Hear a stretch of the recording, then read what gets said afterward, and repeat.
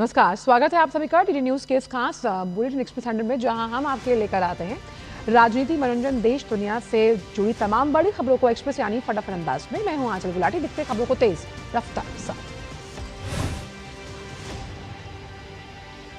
संसद में सत्ता पक्ष और विपक्ष के बीच गतिरोध खत्म। सोमवार को वंदे मातरम और मंगलवार को चुनावी सुधार पर लोकसभा में होगी चर्चा। संसदीय कार्य मंत्री किरेन रिजिजू ने उम्मीद जताई कि शीतकालीन सत्र सुचारू रूप से चलेगा और सरकार द्वारा लाए गए विधेयकों को विपक्ष का मिलेगा सहयोग।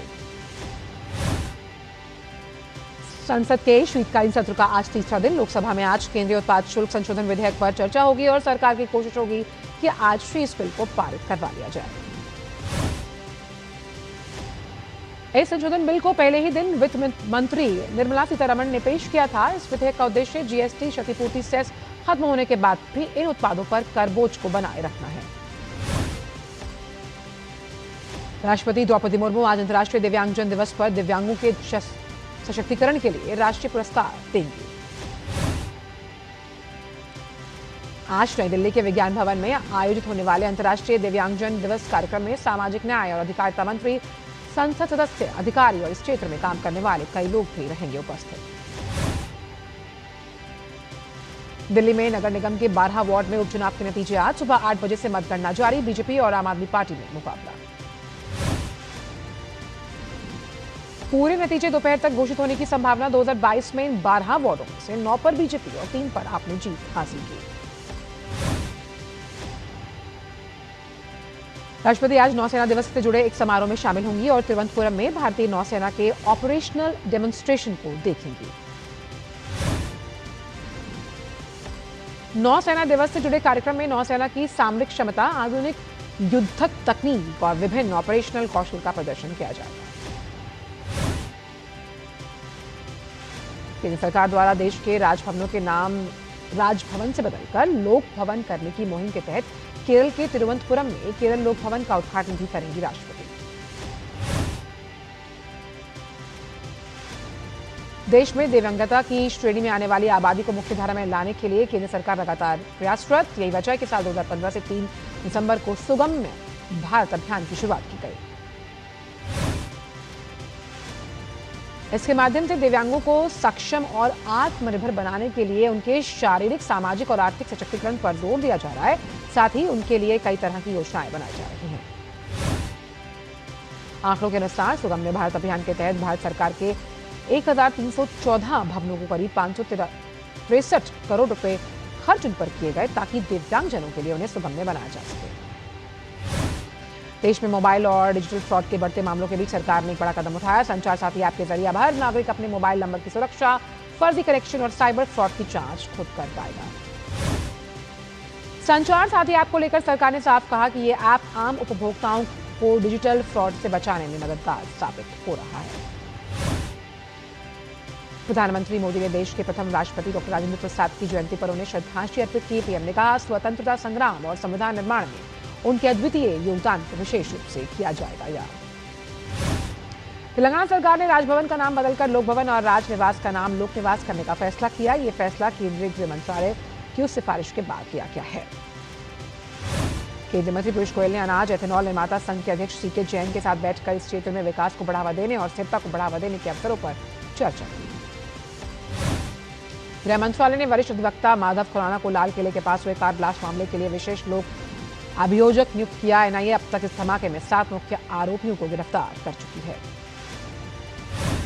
असम के मुख्यमंत्री हिमंत बिस्व शर्मा ने कहा कि 300 रुपए में खाना पकाने की गैस असम के लाखों परिवारों के लिए सिर्फ एक सपना नहीं बल्कि जल्द हकीकत बनने वाला है। बिहार में शक्ति सुरक्षा दल ने जमीनी स्तर पर परिणाम दिखाना शुरू कर दिया। ये इकाई युवतियों से सीधे संपर्क करती है और उनकी शिकायतों का निकालती है तुरंत समाधान। स्पीकर विजेंद्र गुप्ता ने कहा कि दिल्ली विधानसभा ने पेपर सबमिशन बिल और सवालों का तरीका पूरी तरह खत्म कर दिया। आने वाले शीतकालीन सत्र में पूरी तरह डिजिटल होने का प्लान है। ओडिशा के मुख्यमंत्री मोहन चरण मांझी ने एक महत्वपूर्ण उच्च स्तरीय बैठक की अध्यक्षता की। बैठक में विभिन्न विभागों के सचिवों को प्रत्येक डीएमएफ की ऑडिट रिपोर्ट के साथ वार्षिक रिपोर्ट प्रस्तुत करने का निर्देश दिया। दिल्ली की मुख्यमंत्री रेखा गुप्ता ने कहा कि दिल्ली सरकार ने सर्दियों के मौसम में बेघर नागरिकों की सुरक्षा के लिए व्यापक व्यवस्था को अंतिम रूप दे दिया और शहर भर में पर्याप्त रैन बसेरे पूरी तरह से चालू हैं।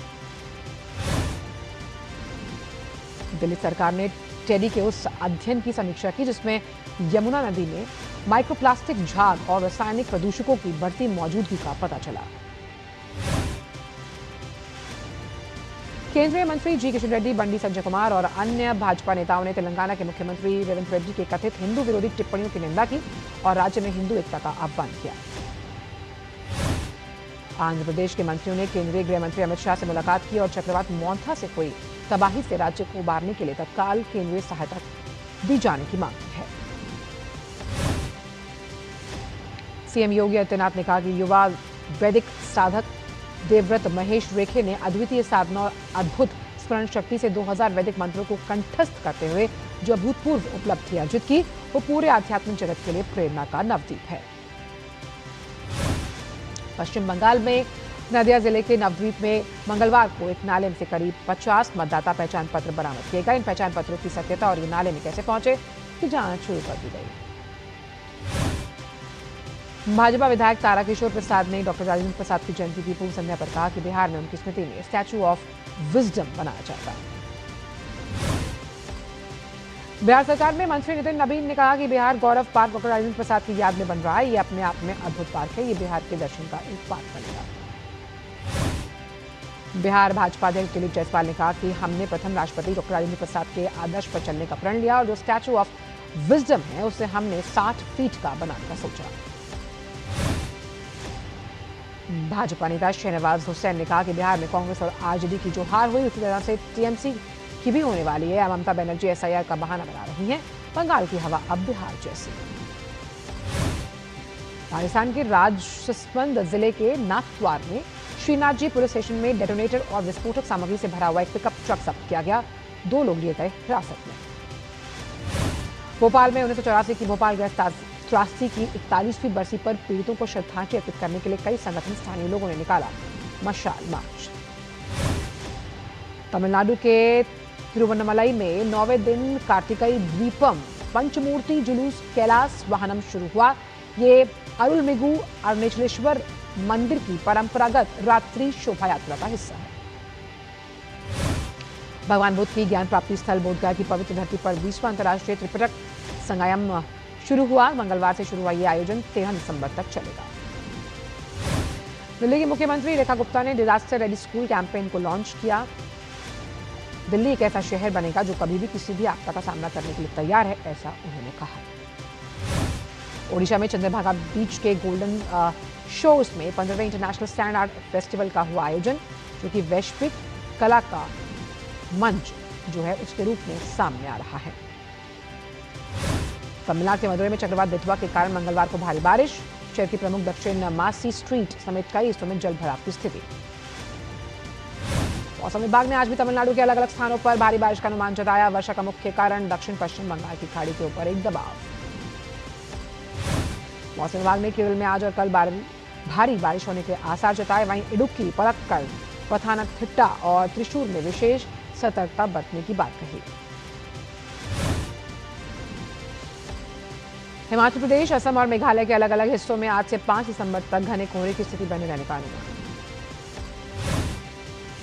मौसम विभाग ने पंजाब और उत्तरी मध्य महाराष्ट्र के कुछ इलाकों में आज से 5 दिसंबर के दौरान शीतलहर चलने की चेतावनी जारी की। उत्तर पश्चिम भारत के कई हिस्सों में अगले कुछ दिनों के दौरान न्यूनतम तापमान में से 2 से 4 डिग्री सेल्सियस की गिरावट दर्ज की जा सकती है। पुडुचेरी के शिक्षा मंत्री ए नामचिवायम ने कहा, भारी बारिश की चेतावनी के कारण आज पुडुचेरी में सभी सरकारी और सरकारी सहायता प्राप्त स्कूल, प्राइवेट स्कूल रहेंगे बंद। दिल्ली प्रदूषण पर मेयर राजा इकबाल सिंह ने कहा, दिल्ली सरकार और दिल्ली नगर निगम बहुत अच्छे काम कर रही है। आने वाले दिनों में आपको परिणाम देखने को मिलेंगे, प्रदूषण होगा कम। छत्तीसगढ़ के मुख्यमंत्री ने नक्सलियों की पुनर्वास नीति को प्रभावी बताते हुए कहा कि आत्मसमर्पण करने वालों को 3 साल तक 10,000 रुपए की मासिक सहायता दी जा रही है। महाराष्ट्र के मुख्यमंत्री देवेंद्र फडणवीस एनएससी पर Nashik municipal corporation clean Godavari bond की लिस्टिंग समारोह में हुए शामिल। वक्त छोटे से ब्रेक का है। सर, इतनी बढ़िया प्राइस पे कार खरीदना एक मास्टर स्ट्रोक है सर। सर, बिना झंझट के मुझे कार लोन कौन देगा? सर, सचिन? अरे सचिन सर मुझे लोन क्यों देंगे? सर मैं नहीं, बैंक ऑफ बड़ौदा देगा आपको digital car loan, extended repayment period और क्विक अप्रूवल भी मिलेगा। बैंक ऑफ बड़ौदा से कार लोन लेना भी एक मास्टर स्ट्रोक है।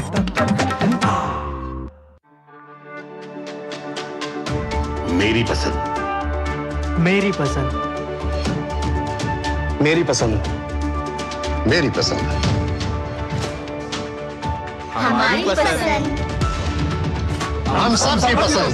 मजबूत देश का मजबूत सरिया हो गया स्टील। ब्रेक के बाद स्पीकर स्वागत करते हैं अन्य खबरों का एक्सप्रेस अंदाज में।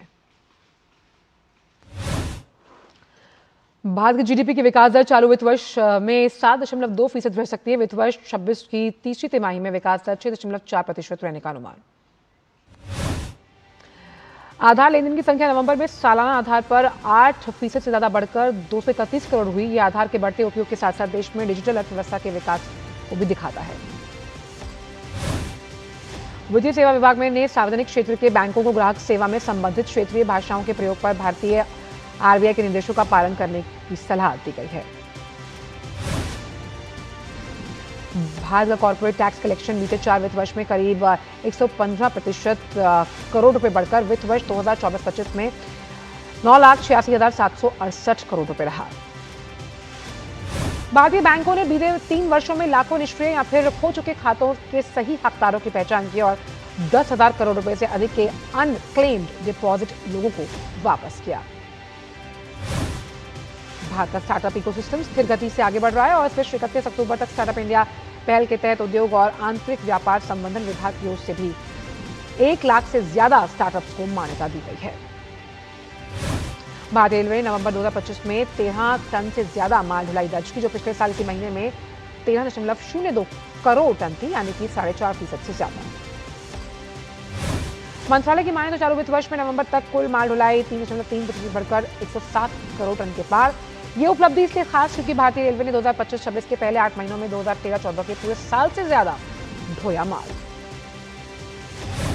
माल ढुलाई में वृद्धि औद्योगिक आपूर्ति श्रृंखला को मजबूत कर रही है, घरेलू और अंतर्राष्ट्रीय व्यापार का समर्थन भी कर रही है और एक से ज्यादा टिकाऊ किफायती लॉजिस्टिक व्यवस्था को कर रही है सुदृढ़। भारत सौर ऊर्जा के क्षेत्र में वैश्विक स्वच्छ ऊर्जा नेता बनने की दिशा में तेजी से आगे बढ़ रहा है। भारत की सौर ऊर्जा क्षमता 2014 के 3 गीगावाट से 2025 में 44 गुना से अधिक बढ़कर 129 गीगावाट। इसी के साथ गैर जीवाश्म बिजली क्षमता 259 गीगावाट को पार करने के साथ अक्टूबर 2025 तक देश की कुल स्थापित बिजली क्षमता 500 गीगावाट के 50% से ज्यादा। भारत सौर ऊर्जा में तीसरे, पवन ऊर्जा और कुल इंस्टॉल रेन्यूएबल एनर्जी क्षमता में चौथे पायदान पर अपनी जगह बनाता हुआ भारत की ये रैंकिंग ग्लोबल क्लीन एनर्जी में देश की महत्वपूर्ण भूमिका को दर्शाती है। केंद्र सरकार ने वित्त वर्ष 2024-25 में न्यूनतम समर्थन मूल्य पर 1,223 लाख मीट्रिक टन खाद्यान्न की खरीद की और इसके लिए 3.47 लाख करोड़ रुपए का सीधा भुगतान किसानों को किया गया। भारत का डिफेंस टेक्नोलॉजी मार्केट का मूल्य 2025 के 7.6 अरब डॉलर से बढ़कर 2030 में 19 अरब डॉलर के पार होने का अनुमान, जो कि 20% की सीजीआर वृद्धि को दर्शाता है। सरकार ने चाय विकास और संवर्धन योजना के माध्यम से असम के चाय सेक्टर को मजबूत किया। स्कीम का उद्देश्य अन्य बातों के साथ साथ चाय के उत्पादन और उत्पादकता में वृद्धि करना, बाजारों में प्रवेश करने वाली चाय की गुणवत्ता में सुधार करना है। पीएमई ड्राइव योजना के अधीन ई एम्बुलेंस के लिए 500 करोड़ रुपए का आवंटन किया गया। पीएमई ड्राइव योजना के अंतर्गत विद्युत वाहन सार्वजनिक चार्जिंग अवसंरचना की स्थापना के लिए 2000 करोड़ रुपए आवंटित किए गए। वैश्विक हरित अर्थव्यवस्था 5 ट्रिलियन अमेरिकी डॉलर के पार और 2030 तक वार्षिक मूल्य में 7 ट्रिलियन अमेरिकी डॉलर से अधिक होने का अनुमान। शिक्षा, रियल एस्टेट, यात्रा, बीमा जैसे गैर आईटी क्षेत्रों में मांग बढ़ने के नवंबर में संगठित क्षेत्र की नौकरियों में 23% की तेजी देखी गई। भारत टैक्सी का ट्रायल दिल्ली और गुजरात में हुआ शुरू। ये प्लेटफॉर्म पहले से ही खुद को दुनिया की सबसे बड़े ड्राइवर स्वामित्व वाली मोबिलिटी नेटवर्क के रूप में स्थापित कर रहा है। भारतीय यात्री वाहन बाजार में इस वर्ष नवंबर में मजबूत वृद्धि दर्ज करवाते हुए घरेलू थोक बिक्री में सालाना आधार पर 20% से ज्यादा प्रतिशत की बढ़त दर्ज कर रहे हैं। पाकिस्तान को हवाई मार्ग से श्रीलंका के लिए उड़ान की अनुमति नहीं दिए जाने के आरोप पर भारत ने कड़ी प्रतिक्रिया व्यक्त की। इस संबंध में मीडिया के सवालों का जवाब देते हुए विदेश मंत्रालय ने पाकिस्तान के बयान को हास्यास्पद बताकर किया खारिज। विदेश मंत्रालय की ओर से जारी बयान में कहा गया कि पाकिस्तान की ओर से ये बयान भारत विरोधी गलत सूचना फैलाने की एक और नाकाम कोशिश को दिखाता है। चक्रवात दितवा की मार झेल रहे श्रीलंका के लिए मानवीय सहायता की आवश्यकता को देखते हुए भारत सरकार ने अनुरोध पर त्वरित कार्रवाई की और 1 दिसंबर को शाम 5:30 बजे प्रस्तावित यात्रा कार्यक्रम के अनुसार हवाई मार्ग से उड़ान को दी अनुमति। अमेरिकी राष्ट्रपति ट्रंप ने मंगलवार को यूक्रेन में संघर्ष की एक गड़बड़ है और उसे हल करना आसान नहीं है। मॉस्को के क्रेमलिन में राष्ट्रपति पुतिन और अमेरिकी राष्ट्रपति डोनाल्ड ट्रंप के स्पेशल दूत स्टीव विटकॉफ और जेरार्ड कुश्नर के बीच मुलाकात में शांति प्रक्रिया पर नहीं बन पाई बात।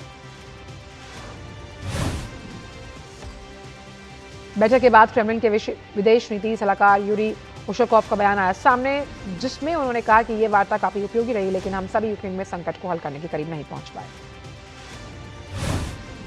महत्वपूर्ण बैठक से पहले पुतिन ने यूरोप को चेतावनी देते हुए कहा कि अगर वो रूस के खिलाफ जंग में शामिल हुआ तो हार का करना पड़ेगा सामना। यूक्रेन पर यूरोप के काउंटर प्रपोजल को नामंजूर बताते हुए किया खारिज। ट्रंप ने मंगलवार को कहा कि अमेरिका में अवैध मादक पदार्थों की तस्करी करने वाले देश पर हमला किया जा सकता है। वेनेजुएला के उपराष्ट्रपति और तेल मंत्री डेल्सी रॉड्रिगेज ने कहा कि दक्षिणी अमेरिका देश रिफाइनर सिटको पेट्रोलियम की मूल कंपनी है, अमेरिका में कानूनी प्रक्रिया के तहत धोखाधड़ी और जबरन बिक्री को अस्वीकार करता है। गिनी बसाओ के चुनाव आयोग ने कहा कि 23 नवंबर को राष्ट्रपति चुनाव की प्रक्रिया पूरी करने में असमर्थ, क्योंकि हथियारबंद लोगों ने उसके कार्यालयों से मतपत्र मतगणना को किया जब्त, जबकि परिणामों को संग्रहित करने वाले सर्वर को किया गया नष्ट। बेल्जियम पुलिस ने यूरोपीय संघ की पूर्व विदेश नीति प्रमुख और एक वर्तमान वरिष्ठ यूरोपीय संघ राजनयिक को धोखाधड़ी की जांच के तहत हिरासत में लिया। हांगकांग में भीषण आग लगने के 5 दिन बाद, जिसमें करीब 156 लोगों की जान गई, लोग अपनी चिंताओं और नुकसान के बारे में दुख व्यक्त कर रहे हैं, जबकि अधिकारियों ने शहर में दशकों के बाद आई सबसे घातक आग के कारणों की जांच करने का लिया संकल्प। अमेरिकी राष्ट्रपति ट्रंप ने मंगलवार को संकेत दिया कि वो अगले साल की शुरुआत में फेडरल रिजर्व के नए चीफ का नाम किया जाएगा घोषित। दक्षिण कोरिया के राष्ट्रपति ने दक्षिण कोरिया में मार्शल लॉ की पहली वर्षगांठ के अवसर पर आयोजित सम्मेलन में कहा कि सियोल को जापान और चीन के बीच किसी पक्ष का समर्थन नहीं करना चाहिए। जापान और चीन के बीच संघर्ष है और किसी भी पक्ष का समर्थन केवल तनाव बढ़ाता है। उन्होंने यह भी कहा कि सबसे सही तरीका यह है कि हम सह अस्तित्व, परस्पर सम्मान और अधिक से अधिक सहयोग पर ध्यान दें। भारत और दक्षिण अफ्रीका के बीच 3 मैच की वनडे सीरीज का दूसरा मुकाबला आज रायपुर में 1-0 से आगे चल रही भारत की नजर सीरीज पर कब्जा जमाने की। दक्षिण अफ्रीका के सामने सीरीज बचाने की चुनौती, दूसरे वनडे में टेम्बा बेबूमा और केशव महाराज के खेलने की उम्मीद। एशेज सीरीज का दूसरा मुकाबला कल से ब्रिस्बेन में। ऑस्ट्रेलिया ने पर्थ टेस्ट को महज 2 दिन में जीतकर सीरीज में बना रखी है 1-0 की बढ़त। पिंक बॉल में होने वाले इस टेस्ट मुकाबले के लिए इंग्लैंड की टीम में विल जैक्स को मिला मौका, तेज गेंदबाज मार्क वुड हुए बाहर। सैयद मुश्ताक अली ट्रॉफी में वैभव सूर्यवंशी ने किया कमाल, महाराष्ट्र के खिलाफ 58 गेंद में लगाया करियर का तीसरा टी20 शतक, 108 रन बनाकर रहे नाबाद। आईपीएल लीग 2026 के मिनी ऑक्शन की तैयारियां तेज। 16 दिसंबर को आबू धाबी में होने वाले इस नीलामी के लिए कुल 1355 खिलाड़ियों ने किए नाम दर्ज। बांग्लादेश ने आयरलैंड के खिलाफ 3 मैच की टी20 सीरीज को 2-1 से किया अपने नाम। तीसरे टी20 में आयरलैंड को 8 विकेट से हराया। इंग्लैंड के पूर्व बल्लेबाज रॉबिन स्मिथ ने का 62 साल की उम्र में निधन। 62 टेस्ट मैच बनाए, 4236 रन के साथ साथ लगाए 9 शतक। भारतीय जूनियर पुरुष हॉकी टीम विश्व कप में अपने दमदार प्रदर्शन को बरकरार रखते हुए क्वार्टर फाइनल में बनाई जगह। 5 दिसंबर को बेल्जियम से सामना। भारत ने स्विट्जरलैंड की टीम को 5-0 से दी शिकस्त। भारत ने इससे पहले चिली और ओमान को दी थी मात।